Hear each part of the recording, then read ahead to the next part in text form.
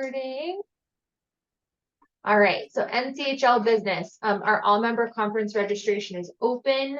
It seems like registration has exploded a little bit over the last week. I was at a conference and I came back and a whole bunch of people have registered. So we're really excited for that to be coming up in November. We've increased the content availability this year, and so we not only are going to have kind of the traditional breakout sessions, we're also going to have things that are more interactive learning labs and longer kind of learning intensives, which is really exciting. And we're really thrilled to have so many incredible speakers and presentations that are coming through that are going to meet all of our Lens program needs. So there will be content that's really tailored to all of the areas that we focus on. So the leadership development piece, a couple that are specific to coaching. I know that that's really important to our members, DE&I, well-being, and AI as well, and that talent analytics piece. Additionally, once you do register for conference, there's a discounted rate if you haven't already used up all of your organization's complimentary tickets. So if you're interested in using a complimentary ticket, let me know. I can tell you if we have any additional left over for you. If your organization's already used them, you do get to use a discounted rate for conference. And additionally, once you've registered for conference, there is a discounted rate to attend the Gail L. Warden Leadership Excellence Awards dinner, which is a separate event that is run kind of concurrently with our conference. It's on Tuesday, November 14th. It's going to be at the Field Museum. We're really excited about it. It's a little bit fancier. It's more of a gala, and it's an opportunity for you to network with and get together with leaders from the healthcare and hospital industry kind of across the US. And it drives not only our own members to attend, but also those who are coming in really just for that event. So it's a really cool opportunity. I have to update the date for our next coffee chat. It is October 4th. It's going to be trends in hospital benefits for team members. It's a report from Aon, and it seems like it's going to be really cool content. So we're excited about that. Additionally, if you haven't seen it yet, we just released a new partnership with Emeritus. They are offering professional development programs and training programs to NCHL members at a discounted rate. So there, as of right now, we have partnerships for a program that's geared towards chief nursing or chief medical officers, chief nursing officers, a chief CHROs. And I think the number of programs that we're offering and the type are going to be growing. Additionally, for those of you who have an ICF coaching level 1 certification, we run a partnership with the Healthcare Coaching Institute for that level 1 certification. We're really excited to be expanding that partnership. And so there'll be additional information coming out, but we are able to offer a discounted fee to their level 2 cohort that's starting in October to Lens members. And so if you're interested in that, or if your team might be interested in sending anybody through that secondary kind of bridge to PCC higher level cohort for coaching, please reach out and let us know. The turnaround time is a little quick for us because it does start in October, but if it's of interest, we'd be happy to help you with that. I think our hope is that for next year, we would be able to partner with HCI again to offer both the level 1 and the level 2. So for anyone who's not able to participate in it this year with such short notice, that it would be available next year, and that this will open up additional opportunities for our members. So if you're interested in sending team members through just level 1, that would be an option. If you're interested in sending team members who've already gone through the level 1 training just through level 2, that would be an option. And then for those who are feeling super ambitious, hopefully they will also have the option to go through both next year, concurrent, like at the same time or one after the other, if that's something that's of interest as well. Of course, we're able to negotiate a discounted rate as part of the membership for our NCHL members, particularly Lens. So it's a really exciting opportunity. ICF coaching certification seems to really kind of be the gold standard, is what we're seeing across the board. And if you missed our coaching webinar that Corey moderated for us earlier this year, thank you, Corey. I think you can see just how much of an impact it makes over time to have people who are trained and effective coaches in your institution for the healthcare leadership just piece of it. And so happy to talk more about that with anyone on the call. But because I've given an extra long introduction today, I'm going to cut myself off and see if there's any questions.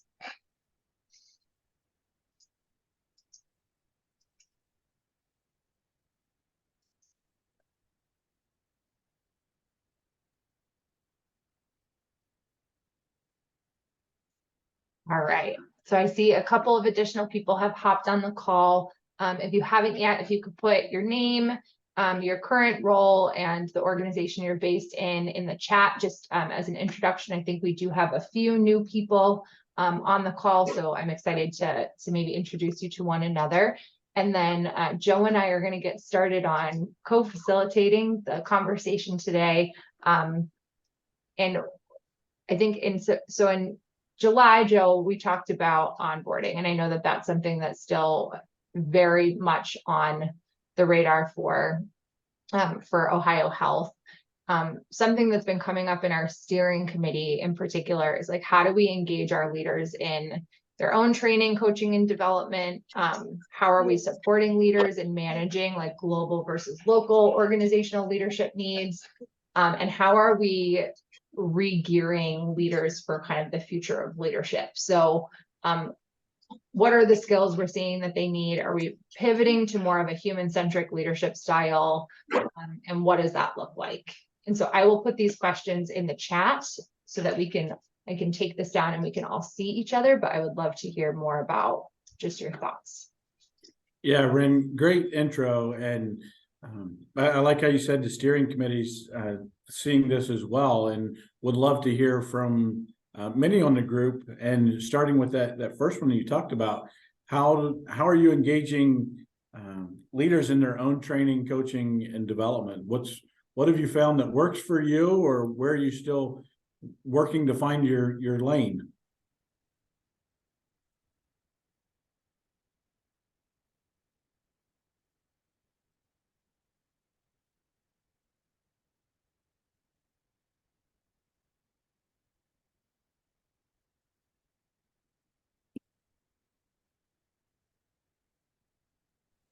I'm assuming we can't say tying them down and force feeding them. Okay, I'll think of something better. So. Although that sounds fun, Terry. Well, So, I'd love if you could elaborate on that though. So is this a challenge, right? Is getting leaders to either be able to prioritize this a challenge? Is getting them to buy into it a challenge? Like, because I'd love for you to just elaborate more on what the challenges are. Because if you're facing them, then I bet other people on the call are too.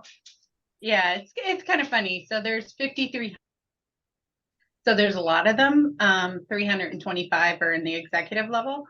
So what we find is that once they're there at whatever we are offering, they're great. They're engaged, and for the most part, obviously that's not 100%, but they're great. They are engaged. They want to be there. They give great reviews and all of that. It's getting them there. And just recently, I actually met with all of the executive admins across the organization to work with them around the scheduling component of it. And we've tried things like we had the president and CEO send the appointment to their calendar for the leadership event, which was great, except that her chief of staff ended up trying to manage all of the declines, acceptances, tentatives, and all of that. So, we're trying a lot of things. We have an advisory group right now, which is great, with executive sponsors that include the president and 2 of the senior executives. And so they're helping to spread the word and encourage it. But it was funny because the executive admins were fabulous, but they said, we need a year notice to get it on their calendar. I'm like, that's a lot of notice. I'm not sure we can work towards that. A year. And so I'm like, we're thinking we're pretty good at 3 months, 4 months notice. But yeah, they want a year. So, we can try to work towards that, because you do have to plan major events pretty quickly. You have to plan them far in advance. So we can probably get close to that, but probably not exactly a year out. But yeah, it's challenging. They're great when they're there, but just getting people there, getting them to show up with all the crazy competing priorities and all of that.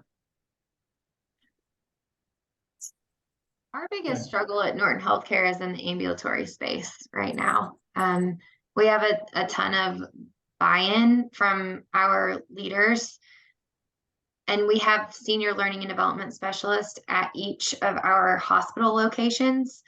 And that's easier to assign someone to a hospital location than it is to our 325 ambulatory clinics and ICCs and urgent cares.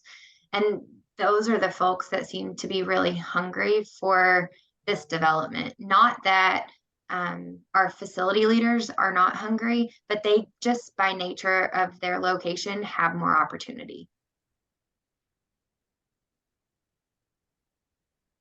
I think for us, we engage by trying different strategies. I mean, knowing that we have to do it in different ways. There's not just one way of trying to engage individuals. There are many different ways. And so hopefully you're going to get buy-in if you tap into what really appeals to an individual, but you have to do different things. The other thing that we try to do is to create strategies or activities, processes that require the individual to be the driver. So we've just kind of started our own internal 360 process that very much requires people to take initiative. They have to do so many things in that process, inviting their raters, identifying their raters, reaching out to those individuals, making those connections, even sometimes identifying what they really want to get feedback on and around. So just creating those activities or structures or processes that naturally engage people. It requires engagement. So I think that's something that's been working for us.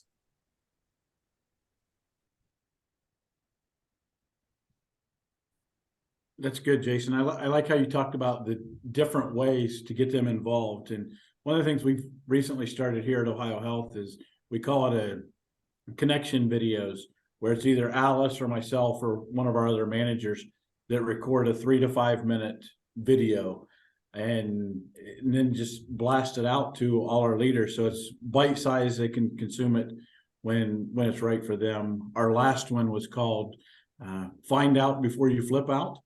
A line from Ted Lasso, but really about the stories we tell ourselves and how a lot of times we react before we know the whole story.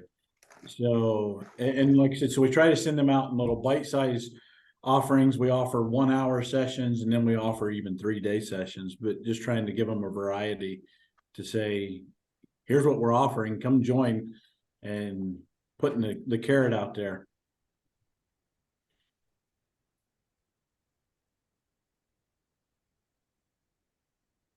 What are the rest of you doing? Or where do you see your struggles with getting them involved?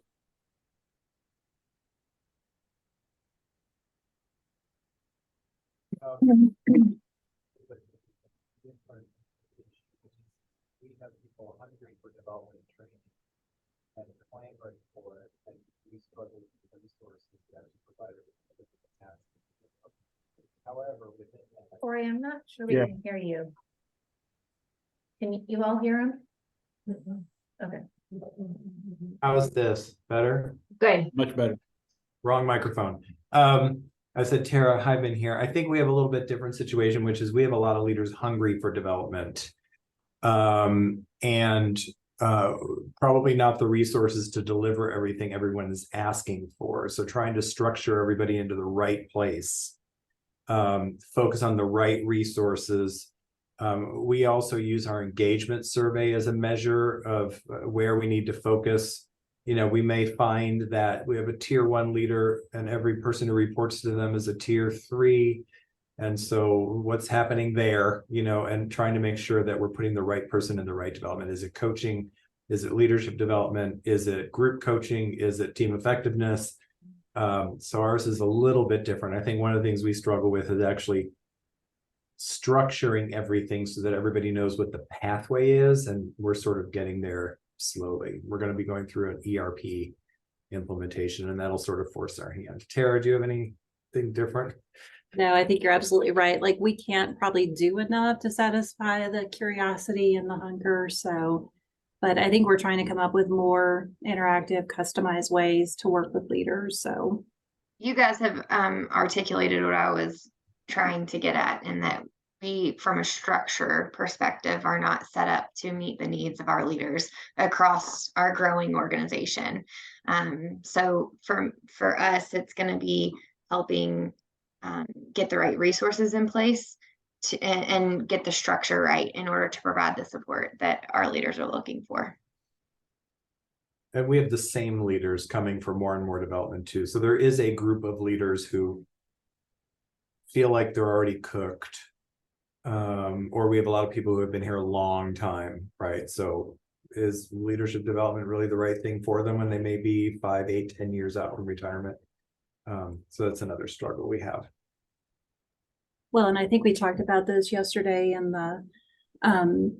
the advisory group, but like, how do you think about how to teach leaders potentially new skills as well? So, I mean, I think the way that the millennials want leadership served up, maybe baby boomers and generation X and Y don't deliver. So I think it's really trying to figure out what will leaders have to know in the future to be effective in their roles.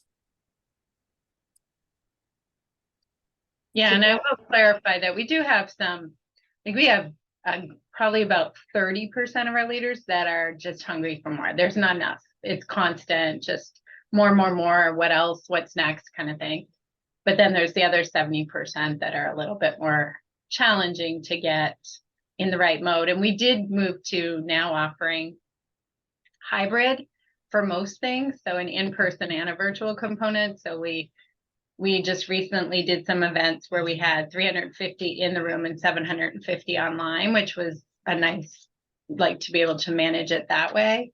And we had some good attendance at that, which was great. So trying, to your point, to find different ways to offer them has been helpful.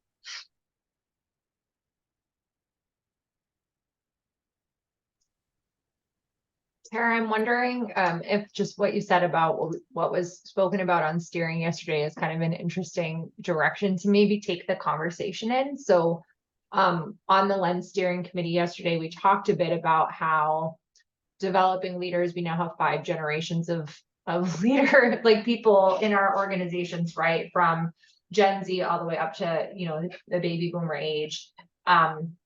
And there are some differences in the way that people work, in their priorities, in the way in which they want to come to work. And we were talking about, you know, what the individuals coming into organizations are looking for from their workplace may be very different than what leaders are looking for in their workplace.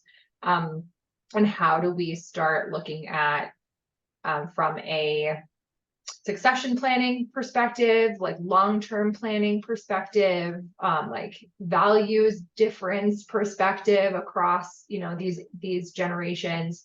Like, what does it mean for us to be like tapping and developing new talent and like the future of leadership? And are the skills that leaders are going to need the same in these new generations that are going to be promoted into these senior leadership levels, whether it's from you know, Gen X or the millennial generation, even as people are getting ready to retire? Like, how are we preparing for kind of that shift, and what does that look like? And is that something you're talking about in your orgs?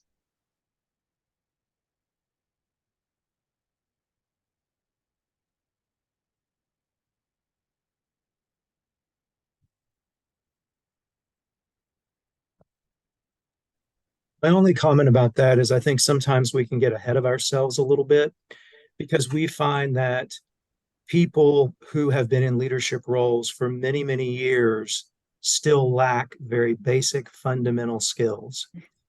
And so we're kind of taken aback to say, you don't even have the basic communication skills, for instance. And so we just have to make sure we're not trying to get ahead of of where we currently are and where people currently are, and think that just because we're in 2023, we have a completely different set of needs, because a lot of those needs are going to stay the same no matter the generation. So just stepping back and making sure that we are doing a little bit of investigation before we maybe make some assumptions.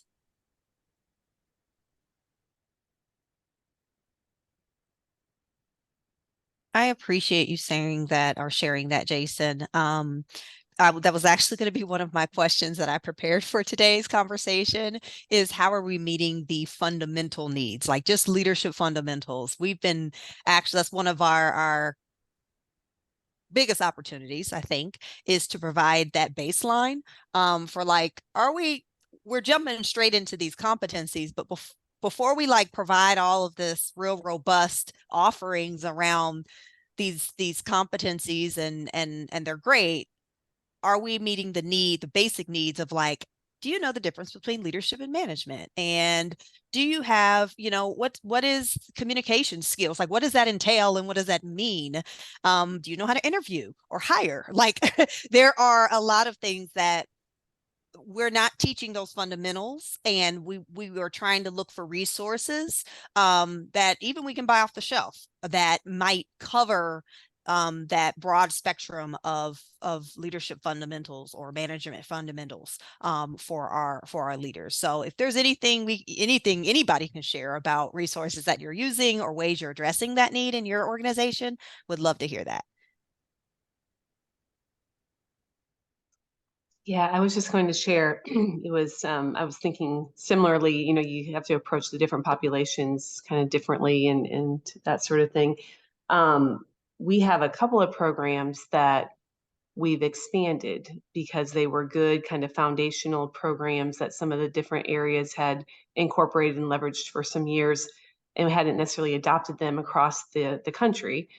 However, they're more of these really foundational, fundamental trainings that, rather than just doing them in one, a leadership development program for individuals who are, kind of on the cusp of getting to that director level, right? So we've expanded and enhanced it, to some extent. There's, virtual options now and some different things to adjust with our, current workforce. But those things also, manager and training programs, for entry level talent. So bringing those sort of fundamental trainings back and really honing in on, how do we best leverage this across the teams now, and then baking those into everyone's development plans.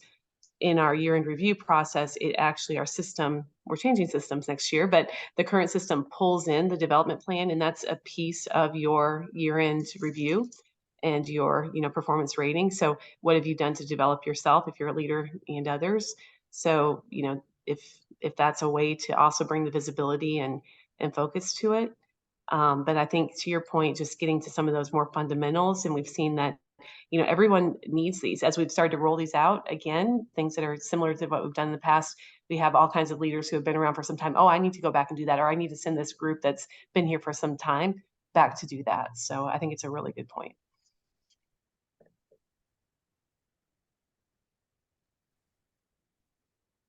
One of the programs here at Ohio Health that we're trying to address, and Alice and I created a program really creatively named called Leadership 101.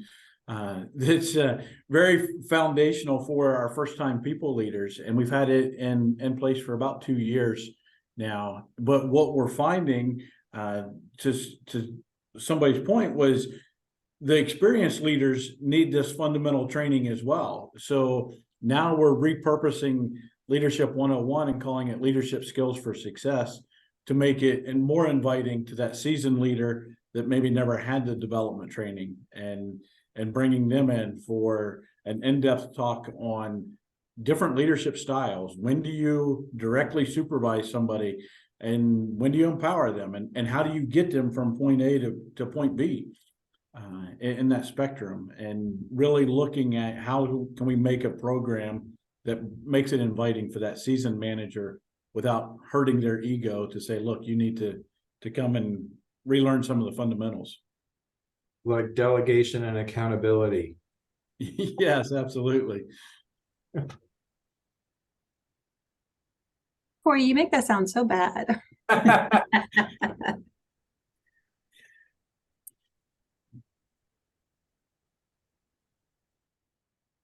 Does anyone else have a program that you've explored or tried or working now to teach the fundamentals to leaders?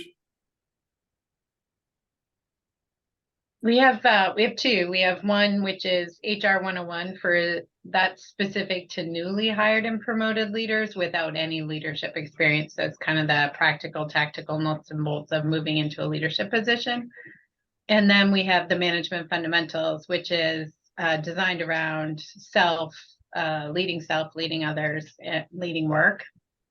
And both programs are kind of a hybrid design. So there's modular from Skillsoft and accompanied by cohort learning labs facilitated by senior consultants. So it's a combination. In addition to creating a learning library for each of those programs as well, with additional like videos and curated resources for the learner to access, as well as between programs and between classes and stuff. The 101 is successful because people get put into it. And honestly, the feedback is really good. People really, I mean, when you're newly promoted to a leader, it's hard to go from one of a team to leader of a team. And I think they really appreciate the support, the resources and everything. Actually, I would say both of them are well received. We do constant feedback forms from them and everything. And I would say they're well received. I think those two programs. And interesting, I was following the discussion. We do have a lot of people, the management fundamentals is targeted towards, leaders with less than 2 years experience, but we have a ton of leaders in there with 5, 10, 15 years of experience. And it makes for a great cohort when you have newer leaders and some of the really experienced leaders sharing. So we don't limit it, but people sign up on their own. It's self-enrollment. So We have two as well as part of the university. All university supervisors, new supervisors have to go through a program. It's about 15 individual sessions, different courses. A lot of that's on how to conduct interviews, HR fundamentals, it's compensation, things of that nature. And then healthcare actually has a new leader academy, which is organizational values, unconscious bias. We do a personality assessment, communication coaching, situational leadership, change management, and finance 101. So they're getting it from both sides, from both the university and the healthcare side. And Corey, feel free to add on here, but I think at Carilion, we do a lot of what I would call holistic classes. So we try to use that whole-in-one strategy. So with leaders, we put them through required classes, and it may teach them about Carillion's specific process or policy, but it is also going to sort of wrap in the soft skills. So as we're teaching you how to hire, we're going to remind you of the fundamentals. So I don't think we necessarily always call it out in a specific program like what some of the rest of you referred to. And then we do teach that class, Bud to Boss too, which really resonates with leaders who are taking on teams, either that they came from or that they're newly managing for the organization. So those things have worked. Corey, anything else to add? No, I think since your teams and my team's level of accountability to different leaders is different, we sort of incorporate all the stuff that you're doing as prerequisites for anybody who wants to move into our development program. So for those of you who don't know, Director Plus and position leaders sort of live in my team, and everybody else lives in Tara. She's got the bulk of it. Everybody else, like manager, supervisor, lives in Tara's team. So we collaborate a lot on the messaging and the content. And our roadmap that we're working on now really includes, like, first thing people call us and say, oh, my leader's having trouble with XXX. Have they taken leadership onboarding day 1, 2, 3, 4, right? Have they taken crucial conversations? Have they taken Bud to Boss? Have they taken hiring right? To get the fundamentals before we might provide them with the next level development or individual coaching or mentorship relationship. So everything we do is sort of connected across back and forth. We also have 2 programs at Norton Healthcare that address similar to what everyone else has shared. Our first one is a new leader orientation program. And believe it or not, we didn't have any kind of systemized new leader orientation program until this year or late last year. It was specific for all new leaders. It's a multi-day orientation, and we cover a variety of topics, but our very first day is the leader competencies that we created. The entire day is focused on leader competencies and the 5 leader competencies that we have and what's expected as a part of each competency. We also have a day titled Shared Accountability, where we talk about our Reaching for Zero and Just Culture, employee experience and retention strategies for leaders, equity, inclusion, and belonging, and then an intro to HR. And then the next day is our HR and finance for leaders, and it's focused on HR basics and HR documentation for leaders, which we're hearing more and more is an issue across the organization that I think can be contributed to our leader turnover. So we have high turnover in leaders across the system, and therefore we have leaders that are being moved into positions that they might not be ready for, but because they were strong at the bedside, they're being moved into these leadership roles, and they're not getting the support that they need. So HR documentation has become an increasing issue. And then talent acquisition, best practices, and behavior-based interviewing, finance for new leaders. And then day 4 is leading within the law. So it's our ADA and FMLA and labor relations day that we focus on. And then we have 2 virtual class options for building a foundation, and that's our philanthropy arm of the organization. And then caring for yourself, others in the community, which focuses on resilience and burnout. So that's our new leader orientation.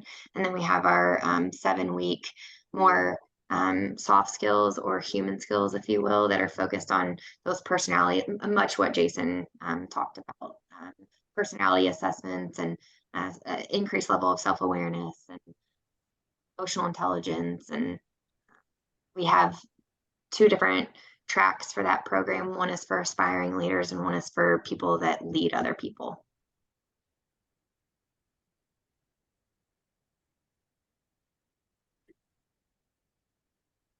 That's a very robust program. It sounds impressive.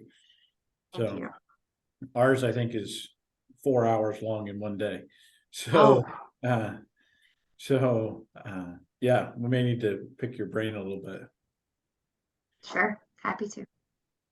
It's new and we're still working kinks out, but we've gotten pretty good feedback from our leaders that have been through the course. And we've developed a spin-off of that specific to nurse leaders. So we have a nurse manager orientation that picks up any of those pieces that nurse managers are responsible for that wouldn't be covered in what I just mentioned, specific to quality, infection prevention, more of those clinical pieces. How are you guys managing the tension between leaders needing this information and them being off the job when staffing is such an issue? I think someone said this earlier, but with our new leader orientation, you're auto enrolled and it's not an option. So as soon as you're either hired or promoted into a leader role, we're working with our HR partners to get a list, and it's an expectation. And we give you 90 days to complete these 4 days of training. So from a flexibility perspective, you have a couple of different options, but we've gotten on all of the leadership agendas at each of the facilities, and we've gone in person, shared. We also had leaders in the trenches help build the program, so I think that helped with buy-in. We just have a lot of nurse leaders, radiology leaders, other clinical leaders who are coming in as leaders and automatically covering staffing. So Yeah, that's hard. That's tough. And those first couple of weeks, have to be protected and it's hard when you have patient care that has to get done too. I don't know if others are doing this at their hospitals, but we sort of have a new leadership structure, not fully implemented, but is in a pilot phase where we have a unit director who gives oversight and leadership to a unit, but underneath them, they also have basically operational managers, and those operational managers cover, 12-hour shifts. Just because that level of support is sometimes needed. I mean, to Corey's point about unit directors, I mean, especially the nursing unit directors, they can come into a lot, not only staffing issues, but, disciplinary issues, retention issues. I mean, the list kind of goes on. So I'm curious, are anybody's hospitals experimenting with new leadership structure or anything that's particularly working differently or well?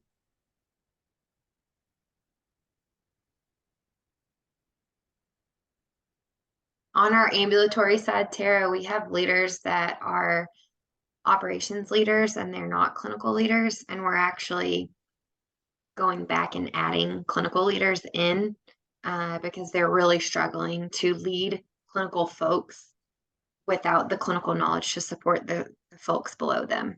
So we've traditionally had operational leaders in all of our ambulatory sites, and now we're just working to add clinical leaders and they'll co-lead. And I hope that once that happens, we'll see both that business finance operations piece and our clinical piece kind of come together for best results and quality for our patients. Throughput, everything in between. Sort of that power duo. Yeah. Yeah. We have a triad leadership structure within our main facility. So it's operations, nursing, and physician. And that seems to be working pretty well. I don't know kind of in terms of how that's trickling down or what that's doing at some more of the frontline staff. And it's only about a year old, maybe a little bit over a year. But I think that just having individuals who have some of those defined responsibilities and structures and knowing who those leaders are within your entities has been really helpful. We also have, which is going to be interesting in this, we've been working with two co-acting EVPHAs, Executive Vice Presidents for Health Affairs, which are kind of our CEOs. And they were just recently permanently named. So we essentially are going to have two top leaders within the healthcare organization. And I think we'll just kind of see how that goes and what their responsibilities are going to be individually and how they're establishing their teams and what that means for the healthcare enterprise to be determined.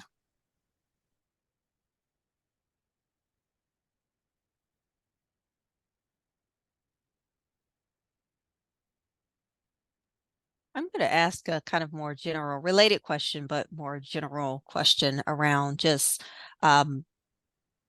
how are you defining leaders in your organization? Because I know that there are so many nuances across certain institutions and who's included as leaders, who's not, who's being measured by the leadership competencies, who's not. So curious to know how you all have defined that and gotten to that conclusion. Or if you're still working through that, what is that looking like for you? Alicia, for us, it's anyone that has direct reports. For leader competencies, we also included anyone that was in a manager that had a manager charge. So if they were the manager of a program, we included them in leader competencies because one of our competencies, for example, is collaboration. Another one's communication. And if you're leading programs, you certainly need to know how to communicate and collaborate in order to get results.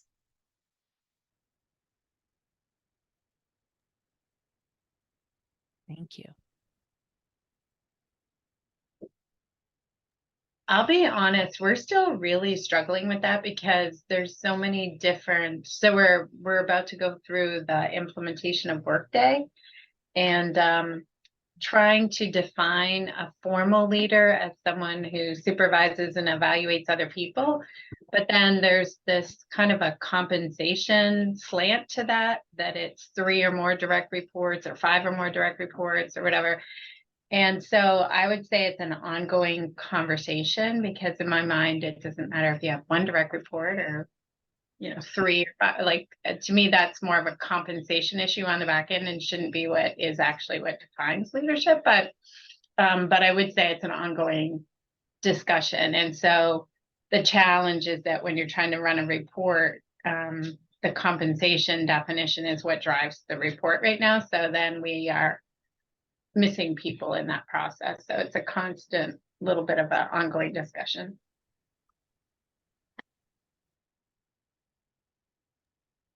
I'm wiping my brow because I'm like, oh, okay, not alone with that one. I was like, "Whew, okay, why is this so hard in my mind?" But I've appreciated that because it's making sense. Based on what you just said about the compensation piece, we have different we're operating off of different definitions. And even when we talk with our, marketing communication partners, when they're sending out messages around leadership, like what population are you communicating those messages with? And is it aligned with the messages with the population and audience that we're looking at? And so we're trying to look at more of a unified approach, but are struggling, honestly, to gain that clarity. And maybe it's not just a, one-to-one. Maybe there's some breakouts that we need to really look at and identify when this is the situation. This is when this is the population you use quantifiably and descriptively. Maybe it is that complex.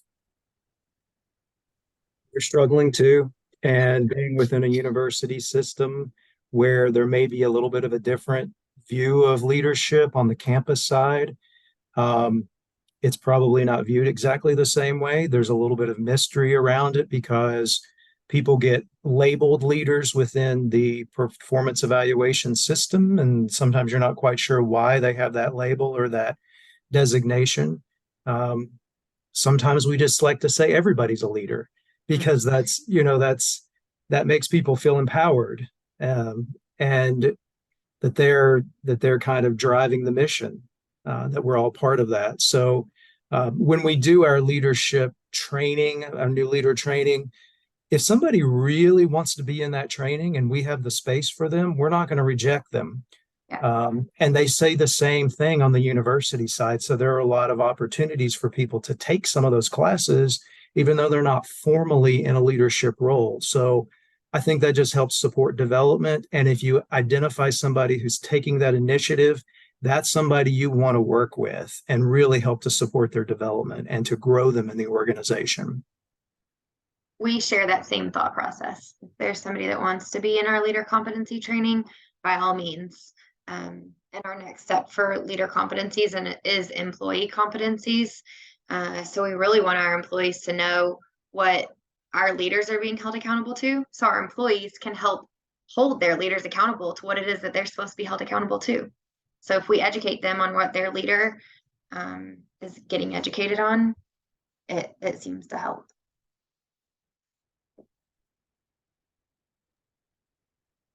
Good afternoon. I think for me, this is very difficult because so this is one of my first meetings, probably like my second or third, and I was in the diversity component and where I sit in the organization. Plus, I know I have other colleagues that have been a part of so many other things. And I think one of the things I want to bring up, or for me, a nuance is with people I don't know first, and secondly, looking through a lens that's probably very different than other people because I sit in the Office of Equity. I've worked at the Medical University of South Carolina for 15 years, and the elephant in the room is I'm a Black woman that's a tenured faculty member who happens to be a leader also. And so accustomed to being on the university side, now enterprise-wide. It's hitting me with how diverse in many ways are these programs that we're talking about. And I say that because we created a leadership program that was really for marginalized groups, and that can be defined in many different ways, not only race, because we were finding that a lot of our leadership programs usually did not include many people from whether it was marginalized by race, marginalized by gender, marginalized by sexual orientation at MUSC, or marginalized by position.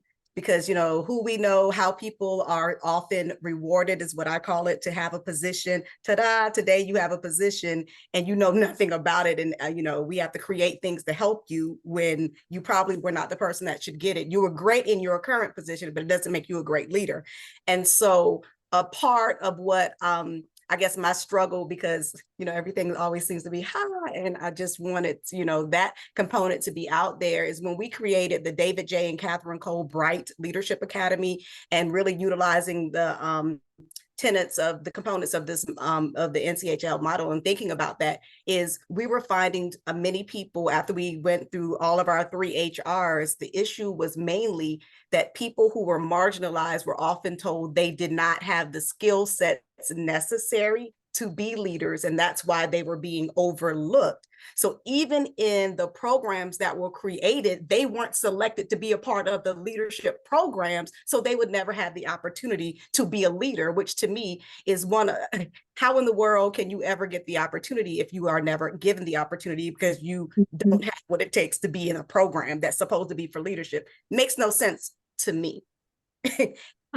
I'd love to chime in right after you if I can. I don't want to cut you off because it's such an important area. And I was privileged to co-design a program that's mentorship program, because we need to do is identify the hidden talent that's out there so that they can get entry level into these kind of things. Even when they're high performers, we're talking assistant associate profs, they may not have leadership, but they're, you know, administrators, etc. And so ours started at a higher level intentionally, but what we did is we developed a program to identify the talent, nominations, high performers, high potential folks of underrepresented groups. And it's in honor of Levi Watkins Jr., who some of you may know was really civil rights leader and a Hopkins surgeon. Anyway, and it's really been an eye-opener, because I get to run it and I get to talk to folks, just the experience that they're having trying to find their way in. And it's just been really extremely helpful. But we know that mentorship is hard for everyone, but it's particularly hard for underrepresented minorities. Mentorship is a key piece. So I know I'm probably preaching to the choir here, but it's really critical to build the mentorship programs to move them into that direction. And our program actually has sponsorship and mentorship. It's really an awesome program, if I can say so. I don't mean to boast, just really happy about it. All right. So anyway, I'm Allison. Thanks, Allison. And I love that. And thank you, Cheryl, because I guess what gets me when I'm on these is always like, okay, so we're at this high level, we're talking, but it's like the elephant in the room. Do you say it? Do you not? Because then here goes the Black woman once again saying, oh, here we go. But to me, it has to be said, because we have people who have been a part of these parts of, you know, programming with MUSC that won't admit. The reason we had to take it out, because when we proposed it, they were like, they didn't think it was needed in the leadership program. So we had to do something different. But in doing that, let me tell you 3 things that I think are positive things that came out of it. It's named after our current president and first lady. And because he saw the, you know, need, and when proposing it to him, that it would have the name, because then it shows that type of support. And I think that is very important. And it wasn't, you know, oh, not the props, but it was because he believed in it too. And it's kind of hard to divorce yourself from something that has your name on it. And so you're getting the leaders involved in that way. The second part is something we just had done probably within the last, not even year, is so for the people who go through the 2-year program, we have a Inclusive Excellence Certificate program with Dr. Kathy O'Bear that I co-wrote with her, as well as we have this Bright Leadership Academy that's 2 years. The certificate program for Inclusive Excellence is 1 year. If you successfully complete the capstone and present, then when you are applying for a position at MUSC, you are credited with having 2 years of work experience in addition to what you have. for the Bright Leadership Academy or 1 year for the Inclusive Excellence Program. Because what we also find is then you're told how many years of experience do you have in blah, blah, blah. And for most people, you're just coming, you didn't know you needed it. And so it really helps in that way. So that was something else that we worked really hard with HR with. And then the last thing is our HR for the MUSC Health, not the university, has a launch program, which is about leadership development, as well as with new leaders who are new in leadership positions, not necessarily new at the enterprise. There is a piece that I created, co-created with the talent leadership manager to safe harbors, and it's about diversity, equity, and inclusion, and what that means at MUSC, because we were finding that people had all kinds of definitions for what that might mean in different places, but foundationally and fundamentally, it doesn't matter. We are all at the same institution, and everyone needs the same, or at least a base level understanding. And they couldn't say they didn't receive it because we give it to them as soon as they are apart. And someone else said, I think within the first 90 days is the desire. Sometimes it's 120 days. They go through this, and I, as well as he, teach it. So we are familiar with you. So you can't say you didn't receive it. You need to go through it. And we've had some leaders who, they support it until it's like, well, you've been here 10 years. You don't really need to do it. Actually, you do. You don't get to bypass what everyone else is a requirement. And so really being firm in that. And, of course, there's some pushback by some people, but I appreciate pushback. Let's have the conversation of why you think you're privileged to not have to do what everybody else is expected to do. We don't do unarticulated expectations. So that's a part of what our conversation has been, and growing as we are in our first full year of our day, work day, any day, whatever day you want to call it, but changing with our learning management system and developing more things. And I write the curriculum really for most of our training for DEI out of the Office of Equity, and I have for 14 years. Thank you for speaking up. And I think this is a conversation that we need to be having in leadership spaces, because the reality is, when we look at the statistics in our organizations, the higher up you get, the less diversity there is. And we have to recognize that all of us have, we work in systems that were created to do that. We didn't make them that way, but we work in systems that were created to be inequitable and to perpetuate that.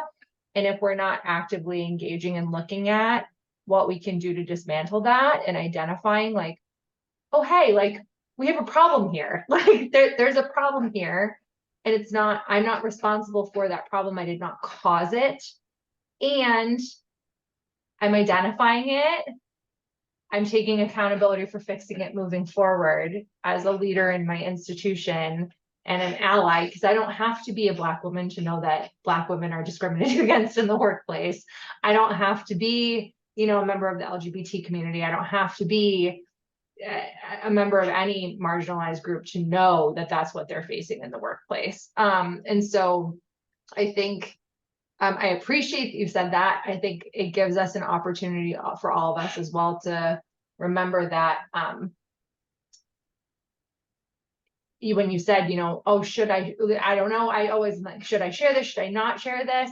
And my hope would be that we can move towards a space where you feel safe sharing it here, and where those of us who are not Black women or who are not members of these specific marginalized groups also start recognizing and speaking out for those things too, and that becomes a priority, so that the responsibility does not always fall on you to speak up.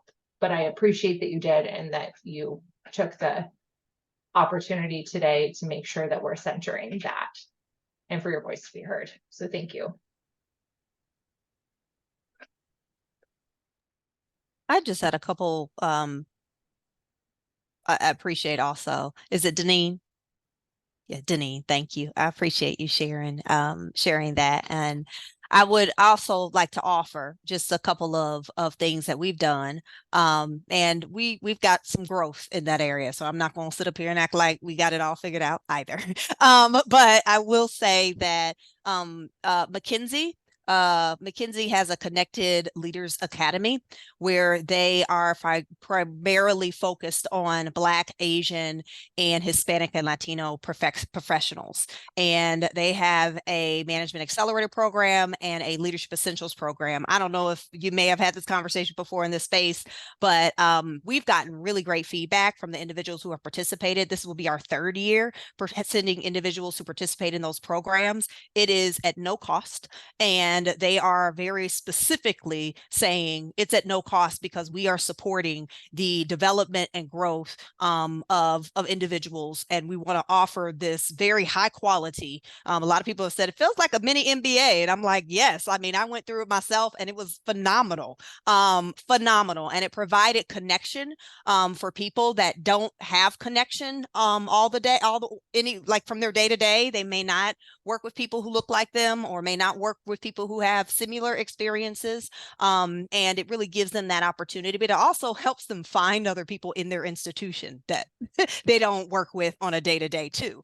And that was very valuable. So I'm throwing that out there because you can go to, I think, McKinsey's website or type in Connected Leaders Academy, and they have a Leadership Essentials program for individual contributors. They have a Management Accelerator program for those who are in management. And then they have an Executive Leaders Academy for those who are executive or C-suite level. So they're covering the full breadth of leaders at different levels. The other thing I wanted to offer just as a goal for learning and development professionals is one of the things we have been talking about is access as our wildly important goal for our institution, right? So we want to create more access for our patients and families. But we've adopted that as a leadership development team and said we want to create more access to leadership development because we realize all of what Deneen just shared. We realize there are individuals within our institution who don't have as clear access as other people, and that's not fair. And so what do we do to create more equity there? And so we are baking that within our objectives and goals and trying to, like, how do we measure that for us and holding ourselves accountable to that as well. So I'm just throwing that out there that, you know, what doesn't get measured doesn't get done. And so at the end of the day, how might we measure our actions? And access also is like common language that people are using. And it could be something that we're connecting, like, hey, here's this wild important goal that we're all rallying behind as an institution for our patients and families. And here's how we're doing that for our employees. And so that helps to resonate and help people to connect to that vision and mission as well. Oh, we're at time, but I'll echo what you said. We don't have it all figured out at Norton Healthcare, but I'm proud to work for an organization that has a CEO that set forth a vision and carried out that vision and is in the process of continuing to carry out that vision. We have our 5 imperatives that our CEO rolled out. And the first one is to establish a Norton Healthcare Institute for Health Equity. And the primary focus of this institute was to identify and remove obstacles that prevent people in underserved areas from receiving the healthcare that they need, and to eliminate disparities that exist in our region. The second imperative was to ensure access to primary care for everyone. And when he talks about this, he said, I said everyone. I didn't say for white people. I didn't say for men. I didn't say for anybody that's not LGBTQ. He says, I said for everyone. So he reiterates that he means everyone. Our third was to commit to mirroring our community leadership team. And we talk about the fact that we have 18,000 dedicated providers and employees who work hard to care for our patients and families. And so our senior leadership team should mirror the community that we serve. The fourth was to provide more education and advocacy internally on health policy. And those health policy issues that help workforce make informed decisions, and to leverage the collective voice of our 18,000 plus employees. And then last was to invest an additional $20 million over 5 years to address the healthcare needs in underserved areas. And we're opening the first hospital in the west end of our city, which is our underserved population, in over 150 years in December of next year.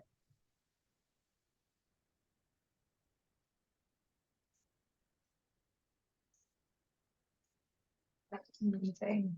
I think this is a topic that we can probably get into. I know, Alicia, you put it in the discussion, so I'm gonna run it by Alice and see if potentially we continue this conversation.